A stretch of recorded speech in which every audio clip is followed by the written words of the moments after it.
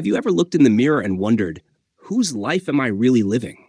Why do you silence your voice just to be accepted? Why do you let other people's opinions dictate what you wear, what you study, who you date, even how you think? You weren't born like this. You learned to give your power away, little by little, until you couldn't recognize yourself anymore. And maybe, just maybe, it's time to take it back. Welcome to Mental Architecture, the place where we don't just ask better questions, we build better minds.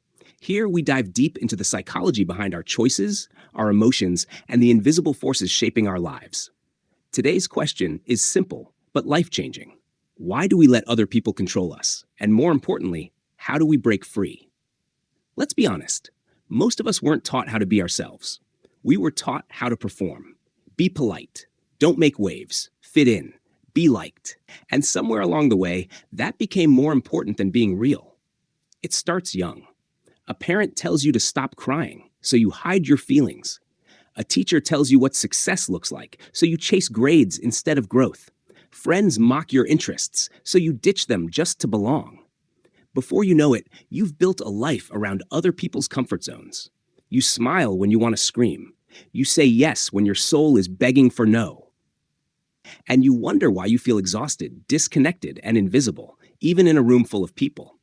Like a puppet dancing on invisible strings, you move, but it's not you who's pulling them. It's fear. Fear of rejection, fear of being alone, fear of not being enough. But here's the truth. As long as you let fear drive, someone else will always own your steering wheel. Here's where it starts to shift. If you've been living on autopilot, shaped by what they expect instead of what you believe, you're not broken. You're just disconnected from your power. Step 1, awareness. Begin to notice when you change who you are to avoid discomfort. That moment when you laugh at something you don't find funny.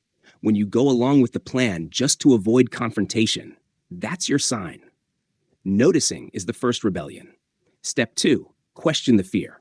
Ask yourself, what am I afraid will happen if I just show up as me? Will they leave? Will they judge?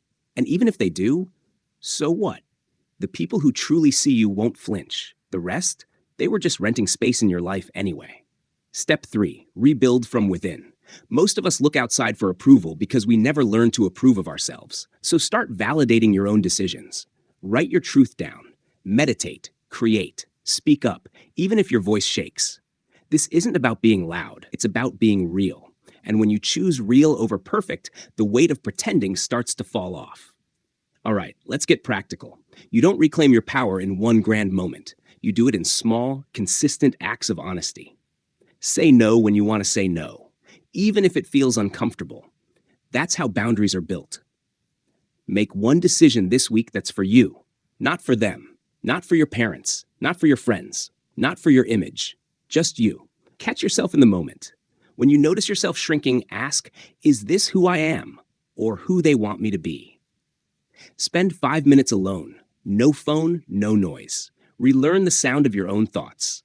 That's where clarity lives. And finally, practice self-approval. Every night, name one thing you did that honored you, even if it was just breathing through the day without faking a smile. These are your reps in the gym of self-respect. And the more you do them, the more natural it becomes to stand in your truth, even when the world pushes back. If this message resonated with you, you're not alone. Drop a comment below. What's one way you've given your power away, and how will you take it back? Share this video with someone who needs a reminder that they're allowed to choose themselves. And if you're ready to rebuild your mind, one truth at a time, subscribe. This is just the beginning.